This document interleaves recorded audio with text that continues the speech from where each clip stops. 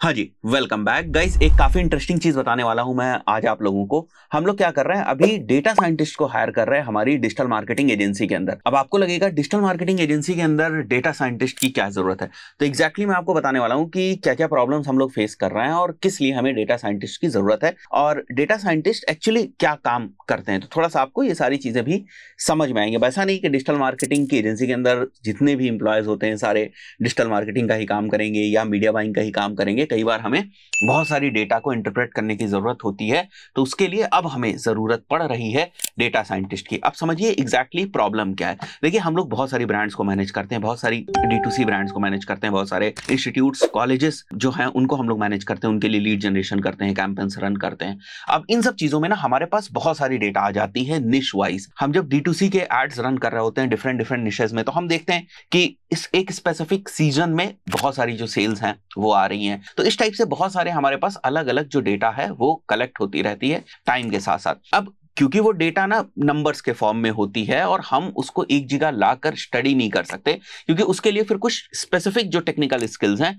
उनकी जरूरत पड़ती है। कुछ जैसे जो बेसिक एनालिसिस हो गई, जैसे वेब की एनालिसिस हो गई, वो हम कर सकते हैं, गूगल एनालिटिक्स की मदद से कर सकते हैं। फेसबुक एड्स की जो डेटा है उसको अगर हमें समझना है तो फेसबुक एड्स का जो डैशबोर्ड है वही हमें बहुत सारी मैट्रिसेस और डेटा प्रोवाइड कर देता है, जिसकी मदद से हम लोग बहुत सारी जो एनालिसिस है वो कर पाते हैं। बट इस चीज को आप ऐसे समझने की कोशिश करें कि जब हमें दो तीन डेटा सोर्सेस को मर्ज करके वहां से कुछ कंक्लूड करना होता है, हमारे दिमाग में बहुत सारे सवाल चल रहे होते हैं कि ठीक है भाई, नवंबर में इस निश में जो है वो पिछली 10 ब्रांड्स ने इतनी सेल करी थी, तो एक दूसरी निश के साथ अगर हम कंपेयर करें तो उससे कितनी सेल्स आ सकती है। इस टाइप के जब कभी भी हमें कुछ प्रिडिक्शंस करने की जरूरत पड़ती है तो बहुत सारे डेटा सेट्स जो हैं वो बन जाते हैं। अब ये एक डिजिटल मार्केटर के बस की बात नहीं है कि वो डिफरेंट डिफरेंट डेटा सेट्स को स्टडी करे, उनको मर्ज करे और उनसे फिर कुछ मीनिंगफुल जो आंसर्स है वो निकाल सके, क्योंकि आपके दिमाग में तो किसी भी टाइप का जो सवाल है वो आ सकता है।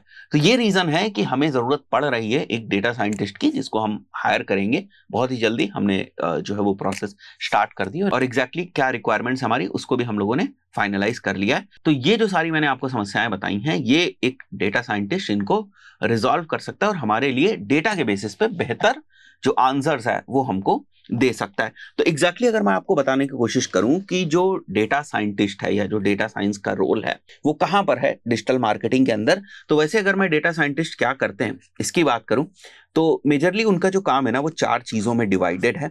सबसे पहले वो बिल्ड करते हैं और मैनेज करते हैं डेटाबेस को। जैसे मैंने आपको बताया डिफरेंट डिफरेंट डेटा सोर्सेज है भाई, फेसबुक से कुछ डेटा आ रही है, कुछ शॉपिफाई के डैशबोर्ड से डेटा आ रही है, कुछ लेट से कोई और थर्ड पार्टी सोर्स है वहां से डेटा आ रही है, कुछ गूगल एनालिटिक्स से डेटा आ रही है, कुछ हम ऐप से डेटा निकाल रहे हैं, कुछ हम वू कॉमर्स से डेटा निकाल रहे हैं, कुछ हम कहीं पर हमारे पास एक्सेल में ऑर्डर्स वगैरह की डेटा है वहां से हम डेटा ले रहे हैं। तो बहुत सारे डेटा पॉइंट्स हो गए, बहुत सारे डेटा सोर्सेज हो गए। तो उन सब डेटा सोर्सेज को प्रॉपरली बिल्ड करना और उन सब डेटा सोर्सेज या डेटा बेसिस को प्रॉपरली मैनेज करना, ये इनका सबसे पहला काम होता है। क्योंकि जो डेटा साइंटिस्ट होता है तो डेटा पे काम करेगा, तो डेटा के सोर्सेज और डेटा बेस तो होना चाहिए, राइट। तो it can be from different sources, CRM से हो सकता है, फेसबुक एड से हो सकता है, गूगल एड से हो सकता है, और 2-4 जो सोर्सेज मैंने आपको बताया उससे हो सकता है। उसके बाद क्या करना है, एनालाइज करना है इस डेटा को। अब यहां पर जो है ना वो टेक्निकल टूल्स की जरूरत पड़ जाती है, या आपको जो बहुत सारी प्रोग्रामिंग लैंग्वेजेस वगैरह उनकी जरूरत पड़ जाती है, जिनकी मदद से आप डेटा को एनालाइज करने की कोशिश करते हैं। अगेन वो एक टेक्निकल पार्ट है, अगर आप डेटा साइंस पढ़ेंगे तो फिर वो सारी चीजें आपको थोड़ी सी क्लियर होंगी। तो आप डिफरेंट टूल्स को यूज करते हैं, एल्गोरिथम्स को, पैटर्न्स को। अगेन जैसे मैंने लिखा हुआ ये काफी टेक्निकल स्टफ है। और थर्ड जो मैंने पॉइंट बताया that is basically understanding data, मतलब यहां से एनालाइज करने के बाद कुछ कंक्लूड करके कुछ क्वेश्चंस के जो है वो आंसर्स निकालने हैं। वही यहां पर भी हमने लिखा हुआ है driving meaningful output from the data. अब अगर मैं फोर्थ पॉइंट की बात करूं that is basically communicating data. अब डेटा साइंटिस्ट ने तो अपने हिसाब से डेटा निकाल ली, बट जब उसे प्रेजेंट करना होता है, फॉर एग्जांपल कंपनी ओनर को देना है या किसी के सामने उसको प्रेजेंट करना है, तो उसको थोड़ा सा और उसको विजुअलाइजेशन के पॉइंट ऑफ व्यू से और एनहांस करके उसको प्रेजेंट करने की जरूरत पड़ती है, ताकि बिल्कुल जो ले मैन लैंग्वेज होती है उस फॉर्म में जो इंफॉर्मेशन है वो डिसीजन मेकर्स तक पहुंचाई जा सके। तो ये मेजरली 4 काम होते हैं जो डेटा साइंटिस्ट करते हैं।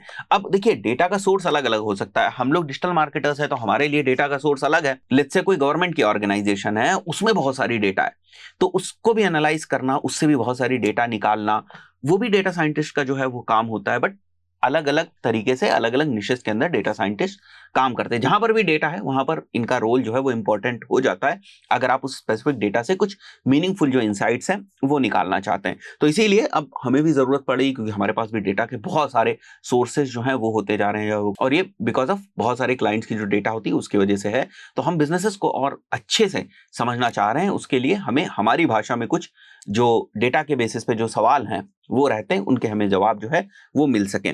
तो ये चीज है जिसके लिए हमें समझना है कि डेटा साइंस और डिजिटल मार्केटिंग एक साथ काम कर सकती है। और वहीं पर अगर मैं टेक्निकल स्किल्स की बात करूं, अब जैसे मैंने यहाँ पर फर्स्ट पॉइंट लिखा हुआ है SQL, that is to extract, clean and manipulate data in databases. इसी तरीके से बहुत सारी जो डिफरेंट डिफरेंट लैंग्वेजेस हैं उनमें से आपको किसी की नॉलेज होनी चाहिए, आर हो गया या पाइथन हो गया। इसी के साथ साथ डेटा को विजुअलाइज करने के लिए आपको प्लेटफॉर्म्स की नॉलेज होनी चाहिए, टैबल्यू हो गया, पावर बीआई हो गया, एक्सेल हो गया, इनके थ्रू आप डेटा को विजुअलाइज कर सकते हैं। तो बहुत सारे टूल्स के ऊपर जो है वो आपकी कमांड होनी चाहिए, विदाउट इनके ना आप एक बेहतर डेटा साइंटिस्ट नहीं बन सकते। सो मेरा पर्पस इस वीडियो को बनाने का केवल ये था कि हम बता सकें कि कभी कभी इस टाइप के भी चैलेंजेस आते हैं जहां पर आपको इस तरीके से डेटा साइंटिस्ट वगैरह की जरूरत पड़ सकती है, या जो डेटा को और बेहतर तरीके से समझ सके उसकी जरूरत पड़ सकती है। आशा करता हूं बहुत सारी चीजें आप लोगों को क्लियर हो गई होंगी। इस पर्टिकुलर वीडियो में इतना ही, मिलते हैं नेक्स्ट वीडियो में। Till then, good bye.